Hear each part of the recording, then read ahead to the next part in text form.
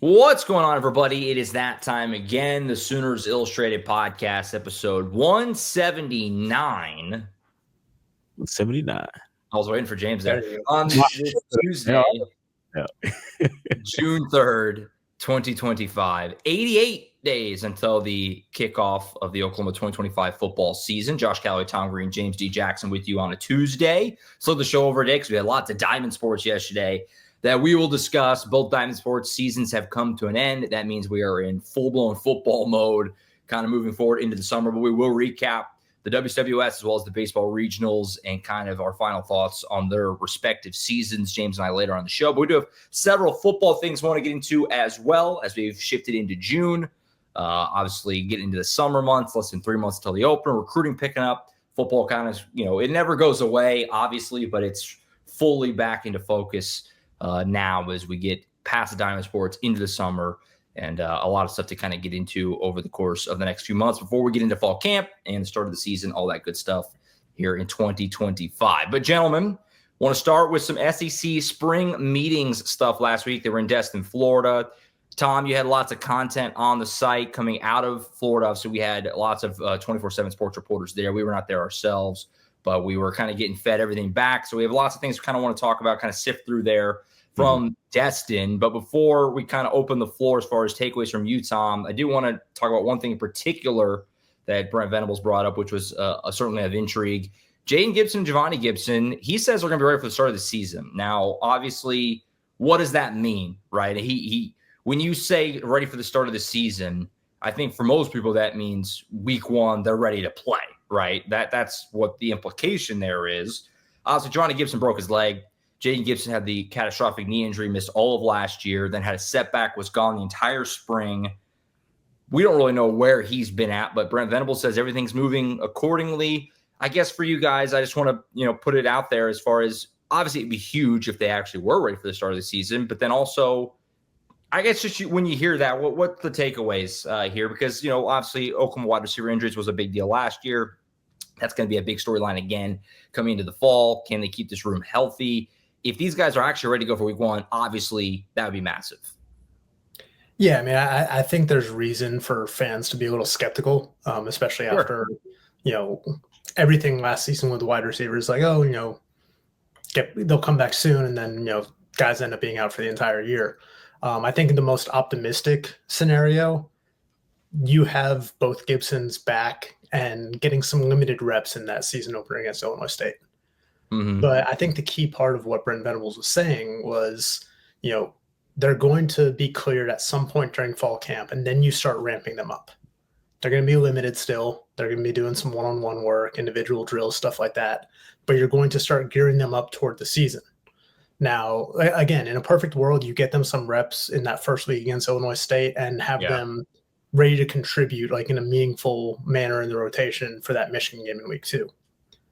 Personally, and again, I'm no doctor, but I think the most realistic thing is, yes, they are cleared and they start practicing in fall camp, but you get them ready for that Temple game in week 3. I think that is maybe the most likely scenario, just having them full go by then. But again, those are two major injuries. Javonnie Gibson, broke his leg, toward the end of spring, so it was early April. And, it was very similar to, Kendall Dolby's injury back in September. And you look at his timeline, that was the third week of September. And then he started practicing again in March. That's 5-6 months. Yeah. You look at the timeline for Javonnie Gibson, and his injury, I think Brent said, was not quite the same. I don't think it was as severe, but it's still, April into May, June, July, August, early September, I think is, 5 months or so. So I think that timeline makes a lot of sense. The Jayden Gibson thing it's just so hard to gauge because, again, his injury is just a whole nother animal. Broken bones heal a lot easier than torn tendons, especially patellar tendon in your knee, and then having a setback. That is really tough to come back from. But if they're confident that he can come back and contribute this year in any meaningful way, that is huge because we saw what he was able to do even in a smaller role during that 2023 season. Mm-hmm. And that's kind of what I was going to say. The broken bone is a lot more easier to come back from. So I kind of would expect Javonnie Gibson to get a little bit more run to start the season if they're actually on schedule, as Brent Venables was saying. And that's a good sign for them. They're on schedule and there's no setbacks. That's basically what he said, which is what happened with Jayden Gibson last time. There was a setback, and that's what this is now. So it's just good to be where they're at because, it's a silver lining. You have these injuries to possibly your top 2-3 guys on your wide receiver unit, but they happen now. And you got so much time for the other guys to mentally prepare themselves and physically prepare themselves to be, in that starting group for your wide receiver unit. Last time it was just right at the start of the season pretty much, and you didn't have time to really get other guys comfortable in that role. So the silver lining, I think, to all of this is pretty much just that. You got all these receivers, you got about 12 other guys in that wide receiver room that all can learn their ways and figure out, I can be the guy, I can work out with the ones and get prepared and to do this. So that's the way I see it right now. I think just for the Gibson guys right now, it's just they're on schedule, and that's pretty much the news of it. They're on schedule, so just take it from there, and you can keep on moving from here. Yeah, obviously it's a positive update. I think, like Tom said, you being a little cautious here, skeptical, however you want to term it, is probably fair after last year. And it's big injuries for both guys. Can they be ready for the opener? What makes it a little tougher this time, or this season, I should say, is that, remember last year, I talked all the time about the runway. The start of the season was really light. They had 3 games that it was like, if Oklahoma plays their D game, they're going to win, to start the season. Maybe not D against Tulane, but you get the idea. Like, the start of the year was really light. You don't really have that this year. I mean, the opener's a gimme with an FCS team coming in, but then Michigan's in week 2, and we've talked a lot about how important that game is. And obviously that's a blue blood program coming into your house in week 2. Oklahoma needs to win that game. So, is there an emphasis on getting them back by then? Is that realistic? I mean, these are things that it's hard to know right now, but, to hear Brent Venables kind of, openly say, and he's been pretty transparent injury-wise. It's been a little, hit or miss from time to time, but he's never really misled intentionally, I don't believe. For him to say, I think they could be ready for the start of the season, that's a positive sign. So we'll see what happens with these guys. But, I think after last year, everyone's kind of just like, until they're on the field, I don't, it's hard to know. And obviously when we get to fall camp, we'll get some practices and see if they, what they look like, if they're out there, are they participating, to what degree are they participating? But obviously a really positive update here. If these guys actually could be ready, even by the start of SEC play, would be, I think, a win, right? So yeah. Hey, he just like Tom said, Brent Venables is no doctor. I mean, he's hearing what his medical staff is telling him. They're on schedule. This is what it is. So he's just kind of relaying that message. So, I mean, that's just what he has to do as the head coach. I mean, that's what he's going to say. So. Yeah, and again, like, this isn't like a groundbreaking update from him. He was asked about it down there in Destin, and I believe those, when we spoke to him after the Crimson Combine, he said that he expected Javonnie Gibson might be able to come back for the start of the season, or at least early in the year. So it's not a huge development from that front. I think the bigger news is that, like you said, there haven't been any setbacks. They're not ahead of schedule. It's just things are going as planned so far. And that's about what you can hope for when you had so many injuries just absolutely decimate that wide receiver room last year. Well, with Jayden too, I mean, truthfully, we didn't know where he was, right? I don't think anybody really had any idea like where his status was. I mean, Brent told us he had a setback before spring started. We didn't talk to Venables again until after the Crimson Combine. Didn't get an update then. We got the Javonnie update, but not with Jayden. And it was, truthfully, he was a name that a lot of people thought might be a portal guy, at the end of the spring. So, like, it was very, like, is he going to be around next season? So, to at least just get, like, a positive indication of, like, oh, yeah, like, they intend for Jayden Gibson to be on this team because he's a really good player. And obviously his 23 season was really special, and he figured to be a big part of the team last year. So, just to kind of at least get a reaffirmation from Oklahoma that, like, Jayden Gibson's still in the plans is kind of nice. And, Emmett Jones tweeted the other day, he tweeted, finish it. Could be referring to any number of things, recruiting, whatever. But the clip he used was actually my clip from 2 years ago of Jayden Gibson's touchdown against TCU where he dragged the guy. It was like, coincidence? Maybe not. Like, I was actually curious whose clip that was because it looked very familiar. And I was like, I was like, that is mine, I'm pretty sure. But yeah, I mean, just kind of, I don't know. So just nice to get some, because again, a week ago, if you asked me Jayden Gibson, I would have kind of been like, I don't know. I don't really know where he's at. So nice to get a little positive update there. And we'll also keep an eye on that. That's going to be a big question going into fall camp. It's just kind of the status of all the wide receivers. Everyone good? Everyone healthy? That's a big question mark for sure. As far as other stuff from spring meetings, Tom, I'll kind of throw to you here. Anything else that stuck out to you? Obviously, spring meetings is kind of a weird thing because it's not like media days. It's not like this big hoopla, made for TV event. Spring meetings is a smaller thing. There's not a ton of media there. It's in Destin, Florida at a hotel.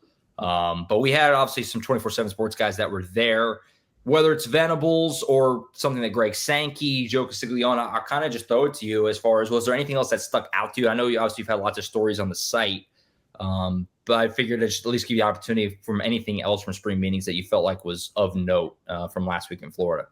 Yeah, like you said, spring meetings is a lot more kind of low key and really casual. Sure. SEC media is always in this giant ballroom made for TV event. SEC spring meetings is literally in like the basement level of a beach resort. Yeah, there's no cameras. There's no little meeting rooms. Yeah.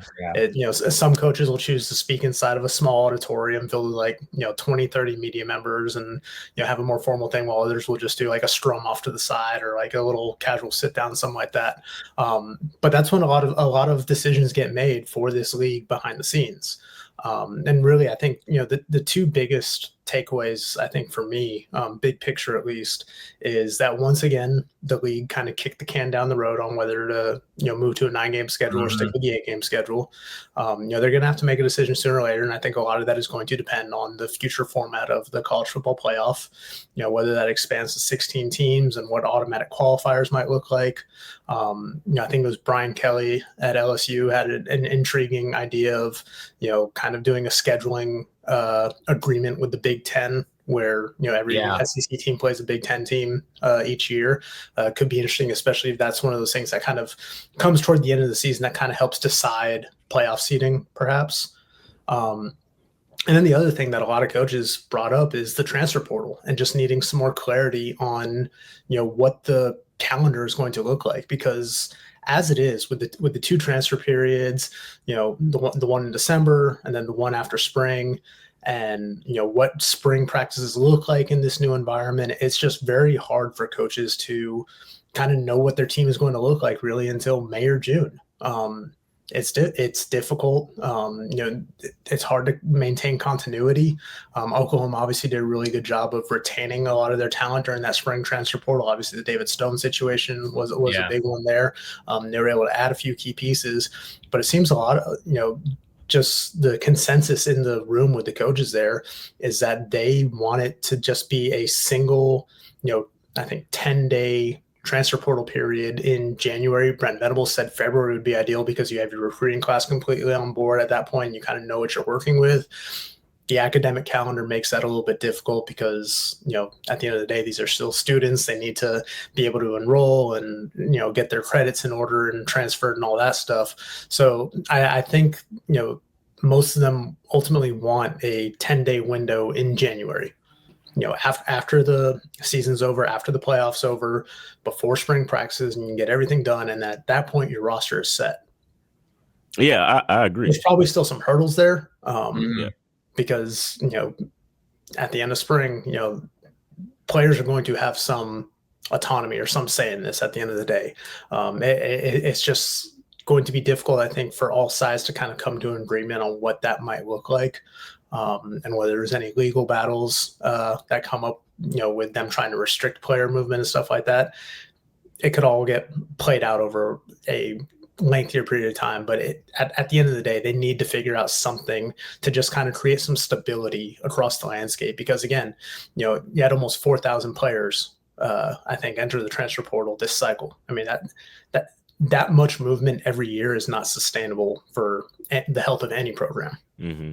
Yeah, I pretty much agree with what Tom is saying and what Brent Venables is saying as well. The one calendar year, transfer portal situation would be a lot beneficial to everybody. Now, I know that Oklahoma was, very beneficial to the spring portal window one time, at least with Dominic Williams getting a guy like that out of the transfer portal. But having your guys know who's going to be there, having your coaching staff know who's going to be there, it all would make a lot more sense. Now, I think it should go for the coaches to be the same way. The coaches should have their 1 year on staff no matter what. They can't move around either. I think it should go for both ways so you don't leave any guys, out to dry pretty much. But that's pretty much where I see it. I like what Brent Venables is saying, having the 1 year situation, and I like that as overall. So. Yeah, I think ultimately, even if they do move to a single transfer window in January, there's still going to be exceptions. Like grad transfers will still be able to change teams at the end of spring. If there's a coaching change at some point, those guys are going to have a 30-day window or whatever it may be to find a new home too.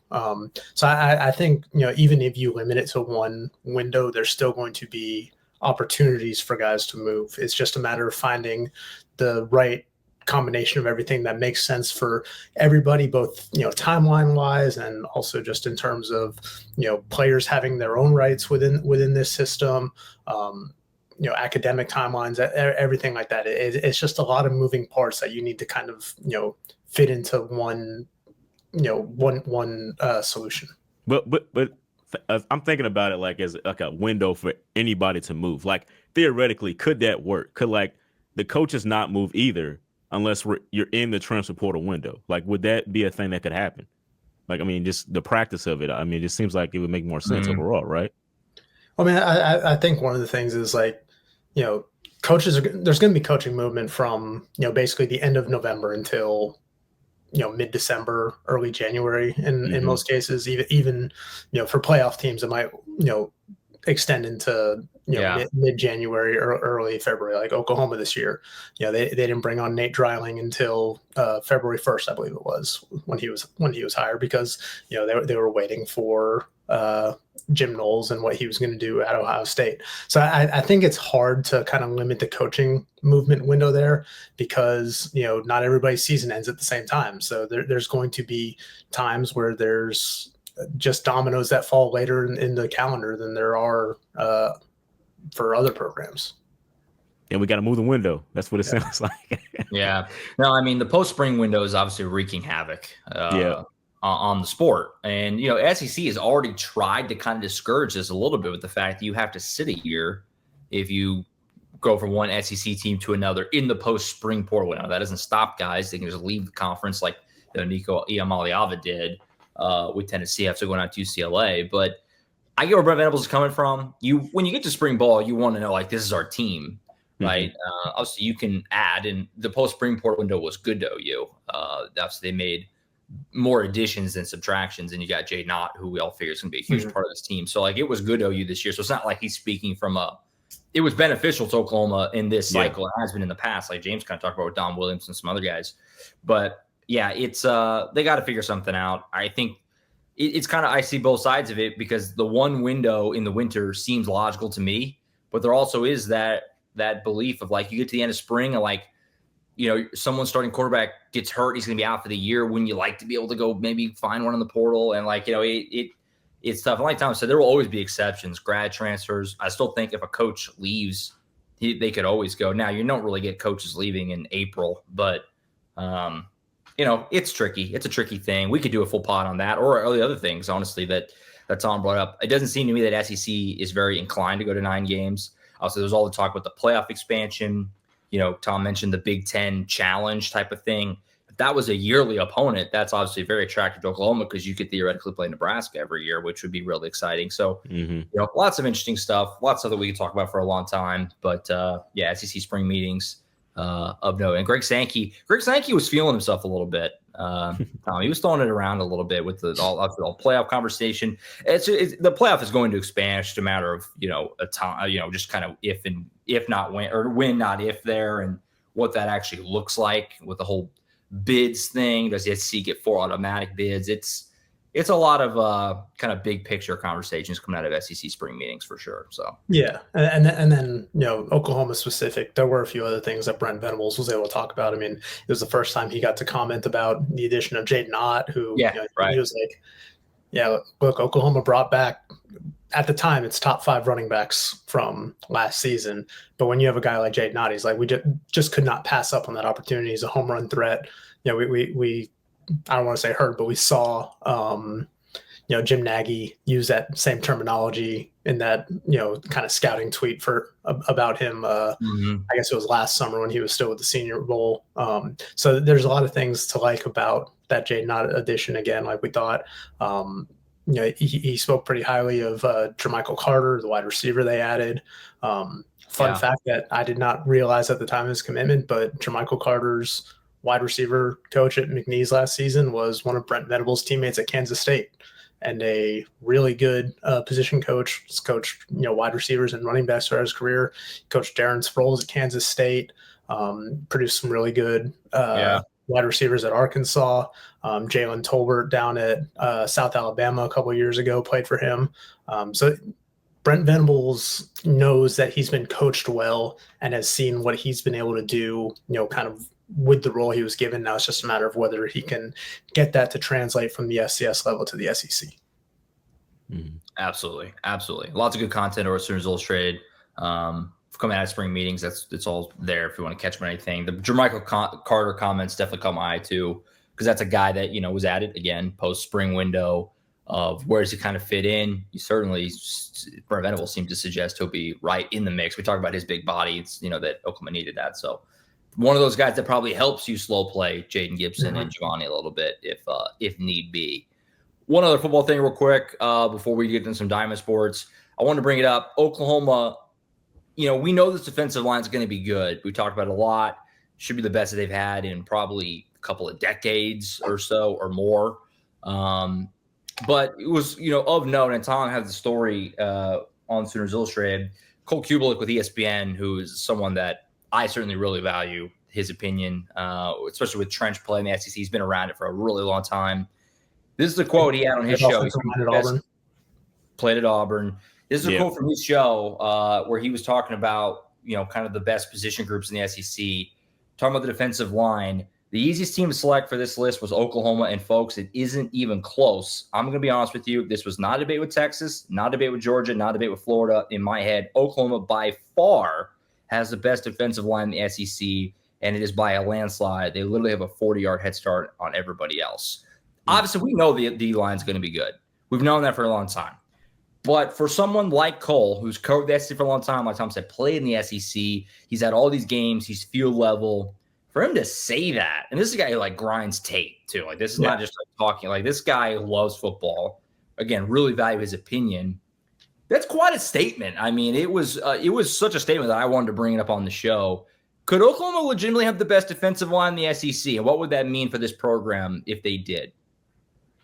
I mean, it's entirely possible. And again, going back to what Cole was saying, it was you look at that too deep on the interior of the line.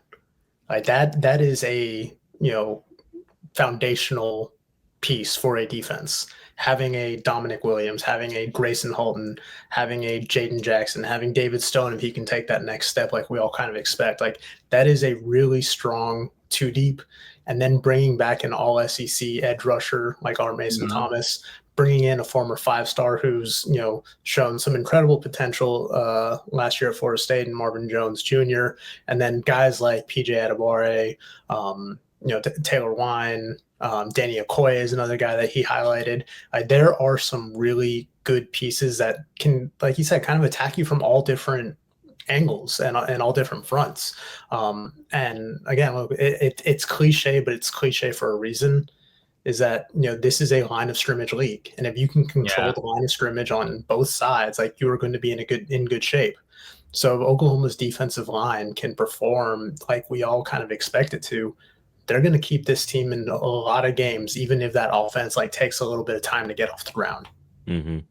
Yeah, it's just monumental if OU does have that, and I think they do, based on what I've seen, like what Tom was saying, the two deep and everything like that, because you can just bust up so many offensive plays with this defensive line and what you can do there. So you try to scheme and forecast what other guys are going to do with your playbook and things like that. But if you have guys that are just blowing up your line of scrimmage, Oklahoma saw it last year a lot of times with the offensive line they had. It just changes a lot of different things. So it's a great dynamic to have. And so that's how it could help Oklahoma a lot. I mean, if they have that type of defensive line of scrimmage.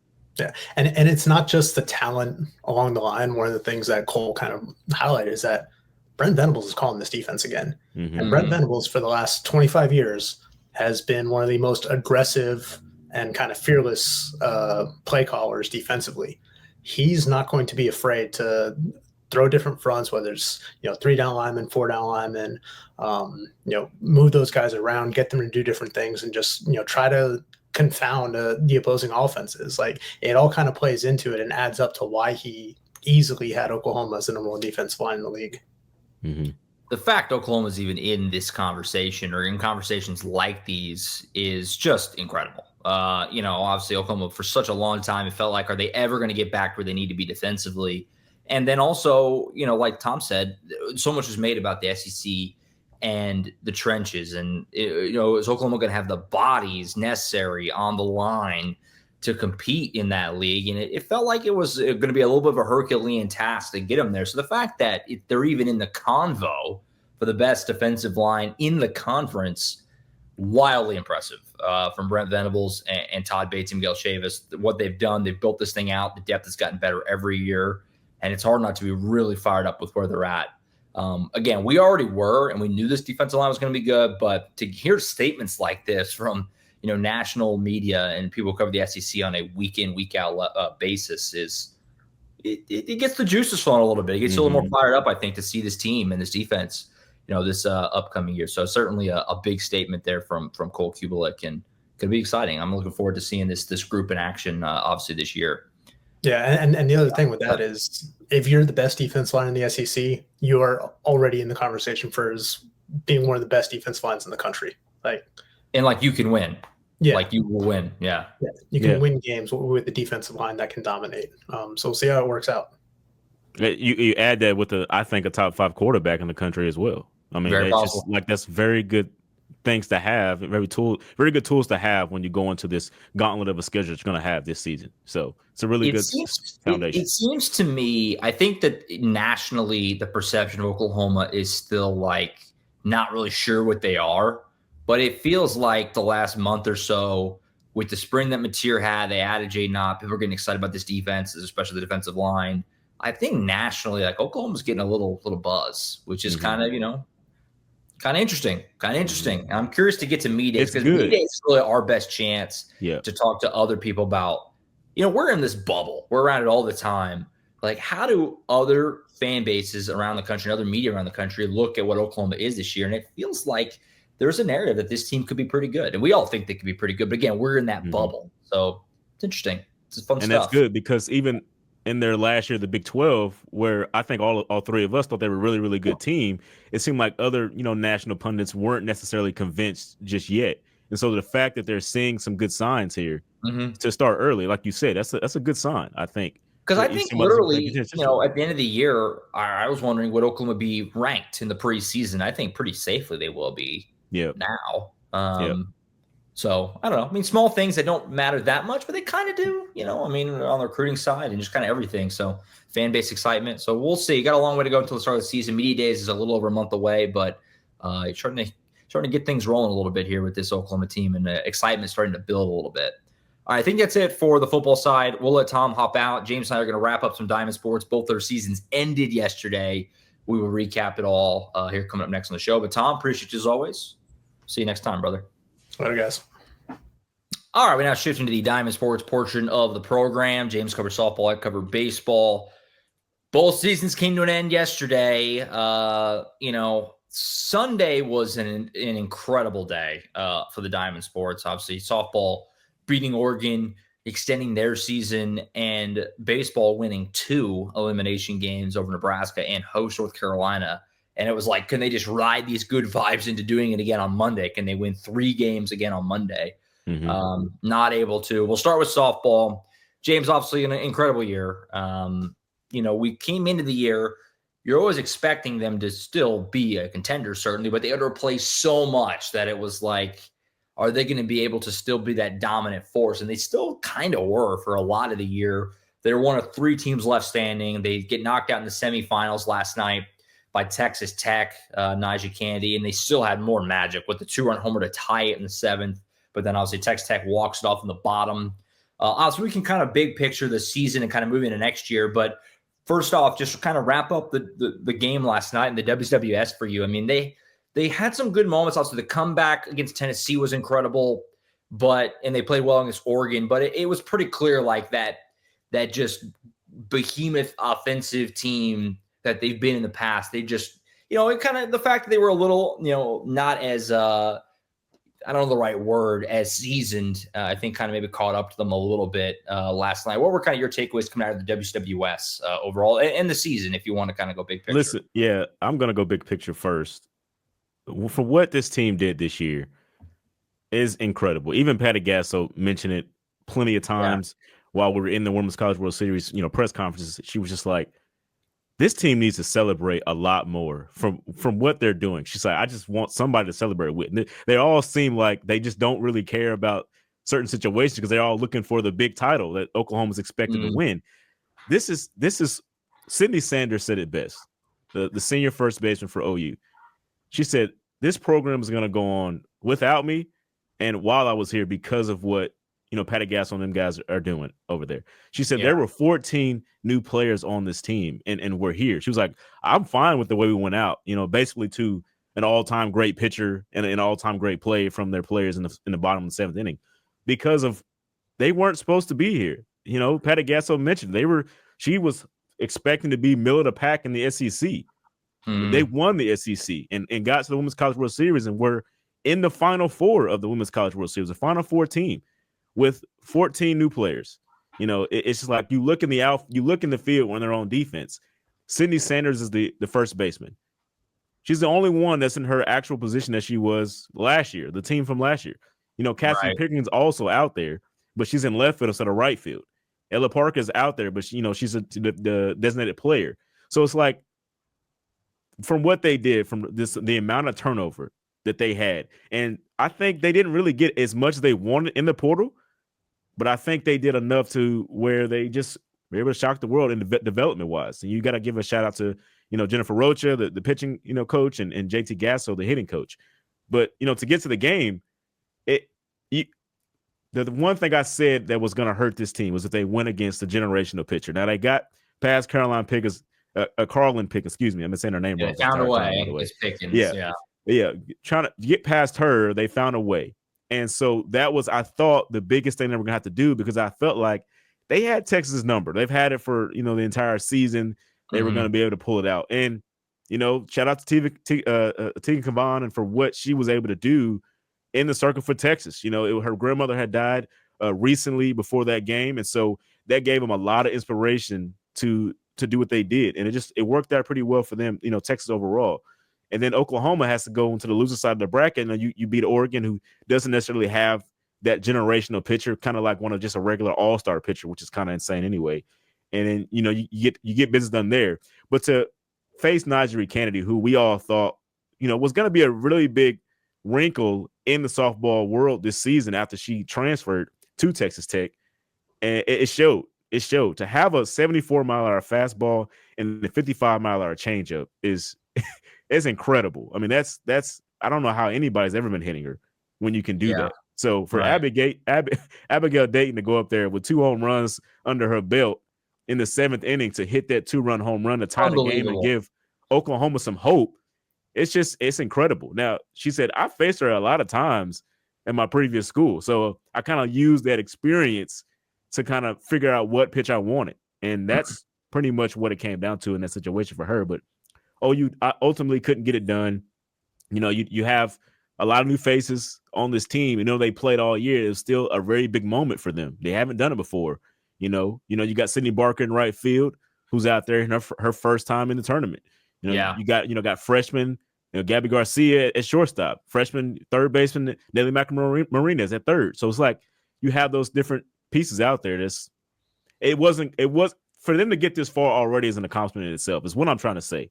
That's the ultimate piece of it. It's like this team was phenomenal this year for all the comebacks that they were able to perform and all the big time moments they were able to do, especially like you mentioned against Arkansas, what they did in the SEC tournament. It was just incredible the year that they had. And you want to give a shout out to them for what they accomplished. I mean, it just, they overachieved for what a lot of people thought they would do coming into this season with 14 new players. Like they graduated a class of 10 last year, and the greatest softball class of all time is who they graduated. And you got 14 new players to come in, and you still get to the top 4, top 3 of the sport the next year. It's incredible. Absolutely. The home run to tie in the 7th last night was a jaw on the floor spot. I mean, down to their final strike, they're getting shut out. And it's so stupid that we continue to think like they're done and they just find a way. I mean, it was unbelievable. Obviously, they end up losing the bottom half, but it doesn't take away from that home run being one of the more insane. It was just unbelievable. And I think in that moment, we all thought, "Oh my God, they're gonna 5-peat. Like this team just can't be killed. Like they just won't die." And the credit to Texas Tech, coming back, finding a way to get off the mat after that and go win it in the bottom half. Obviously a phenomenal season. Look, the standard is national titles at Oklahoma. And that's where they won 4 in a row, right? I mean, that's obviously where the bar is. But it was a great season. Patty Gasso, the post-game press conference, which is on the YouTube channel, said it was one of her favorite years ever. And you could see why. It was a fun team. They're going to be really good next year. They're bringing most of this group back. Obviously, they're signing one of the best classes ever. Listen, man. Yeah, I've been saying it. This is going to be the start of the new dynasty. I thought this would be the rebuilding year. I didn't think they would get this far. I kind of was getting more convinced that the season was going on because of what they were doing. But my initial reaction before the season was, this is going to be the rebuilding year. But I see the class they have coming in. That's going to be the new start of the dynasty. They're gonna start winning championships again, and it's not far fetched now. I mean, they got to the top 4 with this group. Mm-hmm. You add pieces to it that you ultimately need. It just makes more sense that you could win a national championship next year. And I think that might be the expectation again. Once it all comes to fruition, we'll see what happens on paper, but on the field, not on paper. And I think it's where it's going to be. So it's going to be a fun year coming up. Yeah, we'll see what they, add. Obviously, again, they're signing a phenomenal class and they're bringing a lot of this team back. So right there, you're in good shape to try and compete for a title. They'll be right at the top of the rankings again. I mean, they're not going anywhere. The program is the definition of a machine, right? It just turns out every year. We'll see what they add in the portal for you as you kind of spin ahead to the off season. We look at it next year, and we'll talk about the portal and stuff kind of as it comes up over the summer, I'm sure. But one more point before you even go. But I know Nigeria Kennedy gets a lot of the credit for what Texas Tech has done. I really like what Jerry Glasgow is able to do with this program. And he knows about the inevitability of Oklahoma. He said, I was expecting him to hit the home run. It didn't matter that it was a 9-hole hitter and it was they were down to the last strike and they only had, just hurt. She only had 2 home runs on the year. He expected it because he's played Oklahoma before and had to deal with it. And so for him to be able to overcome it and figure out how to overcome it was great on his end as well. So it just shows you the pedigree that Oklahoma is put together, where even when you have the best pitcher in the world in the circle in the 9-hole hitter of Oklahoma, you're still expecting something crazy to happen. Yeah, it's just crazy overall. So go ahead, John. My fault. No, you're good. I just kind of spinning forward again. They don't seem like they need a lot, but when you kind of look at the team, and again, we'll talk about portal, I'm sure, as it kind of comes up over the summer, but what are the things that you obviously expect them to add or think that they should add before next year? Obviously, this year, Sam Landry's moving on. She was awesome for you as a 1-year, kind of bringing in as a grad transfer. She was far and away your ace and pitched really well throughout the year. Do you envision them being in the market for a pitcher or two? I guess for you, what are the portal needs that jump out to you on paper? Again, the season ended yesterday, so it's all fresh, but right off the bat, probably could see them adding this for you. Yeah, a pitcher obviously would be what you need. Now, I'm curious to see what happens with Sophia Bordy, because she was supposed to be like that. Yeah, that's a good point. Generational pitcher coming in. Not really sure what her situation is right now. So just kind of that's going to be the main focus. I feel like they got to get better at catcher. I think that is what a lot of people saw. Isabella Emmering didn't necessarily play up to what many people thought she could be. Now that's I'm not being unfair about it. I think that's what it is. That's fair. And then Corey Hicks was a freshman catcher. And that's all they had on the entire roster was those 2 catchers. So maybe they get they go after another catcher. But I do like the catcher they got coming in. Top 5 catcher as well. So who knows what they're going to do there? Now they're going to have to replace Sydney Sanders as well. I think you move Sydney Barker from the outfield to first base because she can play multiple positions, or you could put Ella Parker at first base and keep Sydney Barker in the outfield. You kind of have a little leeway there, so it's not like we have to do something, it's in terms of what to do. Now, center field, left field, the middle infield especially is locked up. Third base is locked up as well. Nelly is the great third baseman that they need. The middle infield is what Patty Gasso has already described as the best middle infield in the entire country, and she usually doesn't do stuff like that. She doesn't like to toot her own horn, basically, and that's what she did with those two ladies. So, sure, Alana Akbayani was a Gold Glover this year. Gabby Garcia should probably have won a Gold Glove as well. So she's not far off, with their assessment. So I think they're pretty good in those situations. They got to get a catcher. I think that's just going to have to be the case. They got to get somebody that teams aren't afraid to steal on, and you saw a lot of that in the postseason where Texas Tech, they just got like, okay, if we're on base, we're going. And that kind of put Sam Landry in the pitching staff in a bind a couple of times, put them in some very tough situations. So, or maybe Isabella Emmerling just, improves a lot. Maybe it was just, a tough go this year. Maybe she improves a lot, which can happen. Development could be there, and she just finds herself and plays a lot better. And so I think those are the weak points right now that they need to address: catcher, pitcher, and first base. Other than that, I like the other outfield positions, the other infield positions. I like where they're at there. So, no, for sure, the pitching is obviously the thing that jumps out for me. You need pitching depth, and they have a lot of arms to be excited about. But obviously, you look at it every year. Oklahoma is certainly the case, and then you look at this year with what Texas Tech has done, and also with Tennessee having that legit ace at the top. Who is that for Oklahoma next year, right? You could talk me in a couple names that they already have. As you said, Bordy's a big X factor there. But, can they go add one like they did with Sam Landry or Kelly Maxwell the year before or whatever, right? That's a big question. Who's going to be that number one in these spots in Oklahoma City, give the ball to? Like, no, are they going to be able to get that? Do they already have that? That's probably the top question for me going into next year. But yeah, obviously they're going to be really good. You're bringing a lot of the team back. They're not going anywhere. They'll be right back here. I probably, without, getting too ahead of myself, among the favorites to win the title next year, maybe the favorite. We'll see how the offseason goes, but they'll be right back. And James and I will talk about some portal stuff over the course of the summer. He'll have the coverage over Sooners Illustrated kind of, again, as it comes up. They'll make additions. They always do. And we'll have you covered. The top four teams that are in it this year, I think it's who's going to be the top four next year. So I think Oklahoma has to figure out a way to get over just that. It's going to be Carlin Pickens back with Tennessee. Najee Kennedy should be with Texas Tech once again.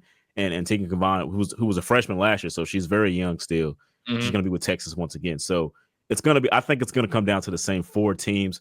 Oklahoma can figure out what they absolutely need and go get it. I think this just shows a lot of recruits that we can build you into something phenomenal, because Sam Landry, as Alabama head coach, said when he was looking at her in the portal, she was not this good when he watched her at Louisiana.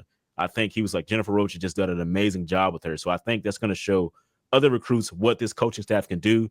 And I think they're going to be just ready to do it. Even though Oklahoma didn't win it this year, I think the championship pedigree and what they can do for them is still there. And so that's what's going to help out a lot too, I think, in the portal talks. Yeah, no, I mean, when it comes to pitching, I mean, really anything, any position, but obviously, especially pitching, Oklahoma is obviously a destination. If Oklahoma wants you, you feel good about their chances of getting them. Obviously, Najee Kennedy was really one of the first big fish that they really ever kind of were in on that they didn't land, obviously.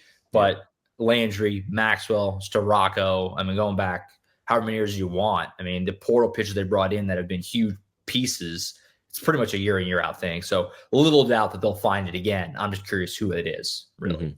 So it'll be fun to watch or keep up with over the summer, and we'll be ready to make another run at it next spring. That's for sure. And we'll have you covered all throughout the offseason on the softball side. Over on baseball, to kind of wrap them up a little bit. Knocked out yesterday by North Carolina. Weird year for OU because they clearly showed that they could hang with the best teams. And they took a series from Vanderbilt. They took a series from Ole Miss. They played Georgia really competitively in Athens. Like, they played pretty well throughout the year. and they were in position to host with like 2 or 3 weeks left in the season. Just kind of stumbled down the stretch, and that Kentucky sweep really hurt them. And then they forced them to go play a regional and a really tough place against a really good team in North Carolina, who I think could win the national title. They're really good. Great pitching staff, really good lineup with a ton of lefties.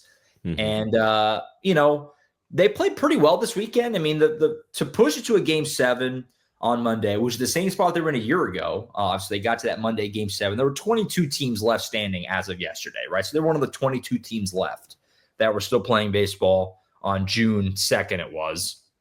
And obviously just kind of the things that we thought might eventually be their downfall kind of were. Like they were, not a great defensive team this year. That hurt them certainly this weekend and in particular yesterday. And we wondered, would they have the pitching depth to win a regional? And, that's something that kind of hurt them.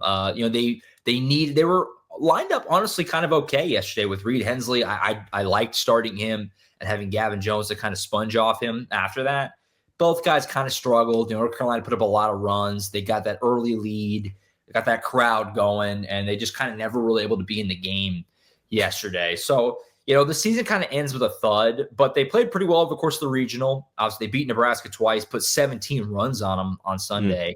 And then to turn around and on your second game of the day, beat North Carolina with your season on the line on Sunday night was a wildly impressive win. And, it stings a little bit yesterday because when they won on Sunday night, James, that was when all of a sudden the door was like a little open of like, holy smokes here. Like they're a win away from potentially hosting a super regional because Oregon got upset on the other side. Even if they didn't have to host, like you're playing an unseeded Arizona team needing 2 wins to get to Omaha. Like, holy crap. Like all of a sudden, like it got real for a minute. Like they could really go on a run here, but they just kind of ran out of juice 1 game short. And again, North Carolina is really good. I truly think UNC could win the national title. They're an awesome team, and that was a tough place to play. They're a really good lineup. And obviously great pitching, like I said. But kind of a weird year. A solid year. You're back in the tournament. They held their own in the SEC pretty well. Coming into the season, way back in February, I saw on the show, I thought they were good enough to host. And they were for most of the year, but didn't finish overly strong. Had to go on the road. And it's kind of the way it goes. You got handed a tough regional, having to go to UNC. And they weren't able to quite get over that hump. But a solid season. Reasons to be optimistic about next year, which I can get into in a second. But yeah, I mean, like I said, James, they played pretty well in the regional, but just, again, when you have to beat a really good team in their park twice, when you're already kind of short on pitching because you had to throw a bunch of guys, like it was a tall task, and they just weren't able to quite muster it, basically, on Monday. What was funny is I was going to the softball game.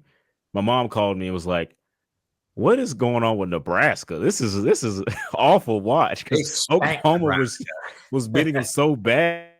I was like, what's going on? What's the score? It was like, they got 17 runs. I was like, oh wow, that's really good. So I mean, just the fight that they showed, I think is pretty awesome. For sure. You're in a regional where it's like you said, you're going against a tough team, and you make a series out of it. You won the game that you needed the first time, and go to the if necessary game, and that's a pretty good situation to really show that you can fight and go down swinging pretty much. Because I think how'd the last game go overall in terms of your eyes? Because like you said, they didn't have Kyson Witherspoon that time, right?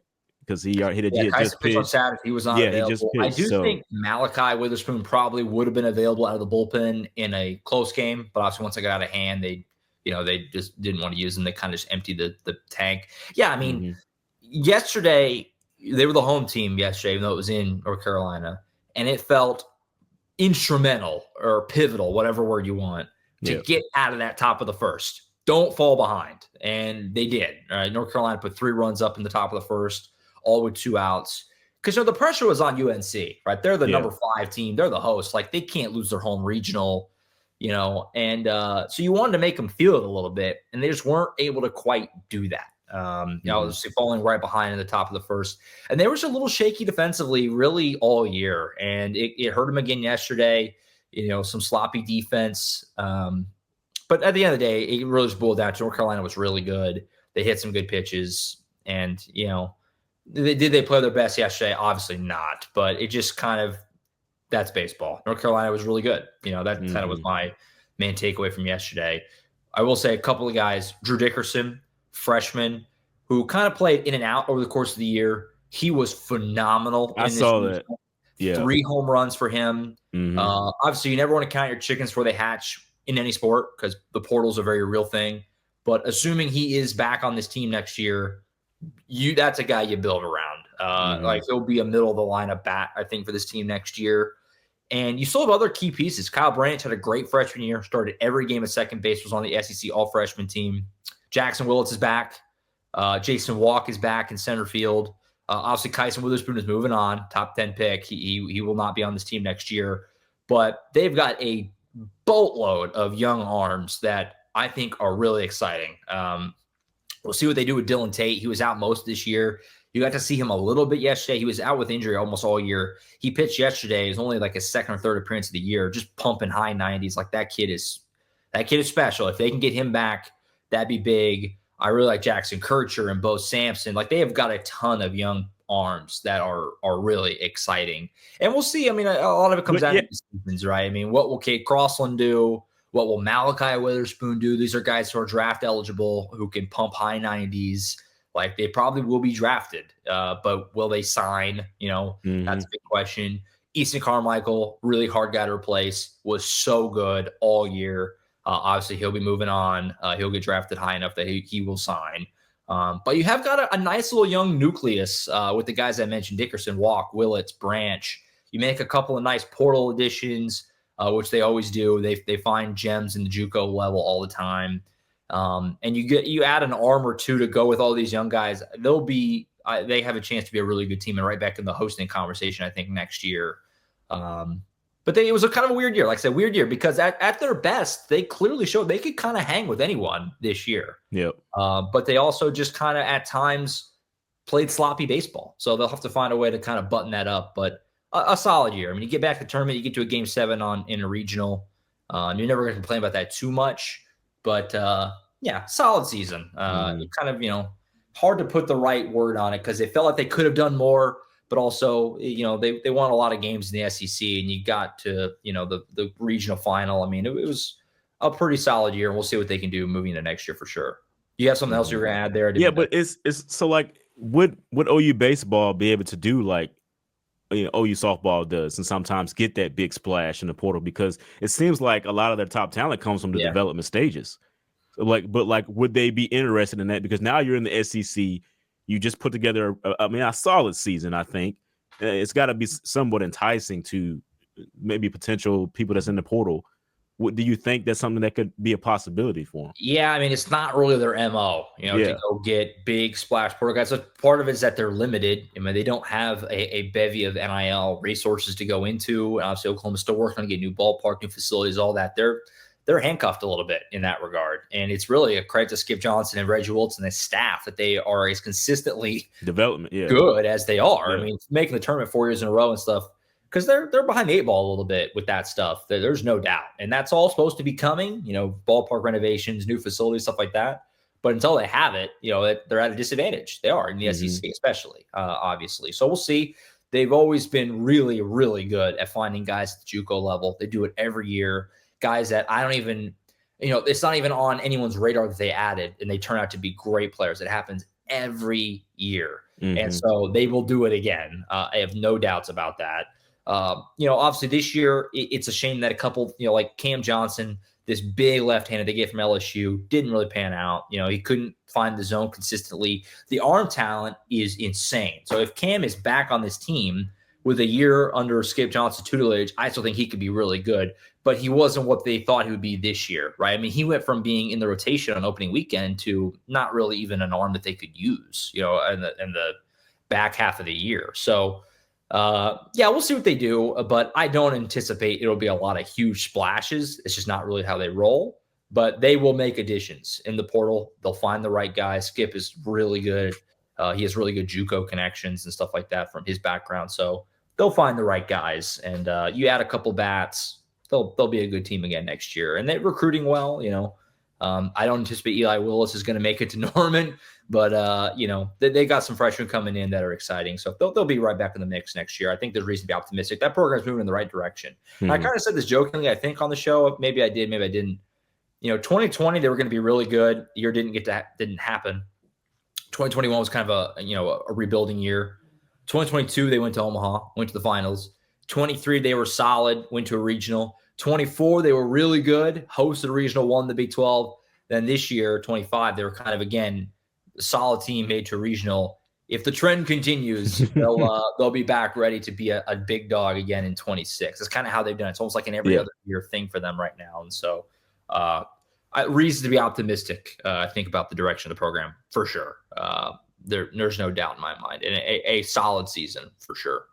First year in the SEC, that was a question. How would they hold their own? They held their own. I mean, they were, they won plenty of series.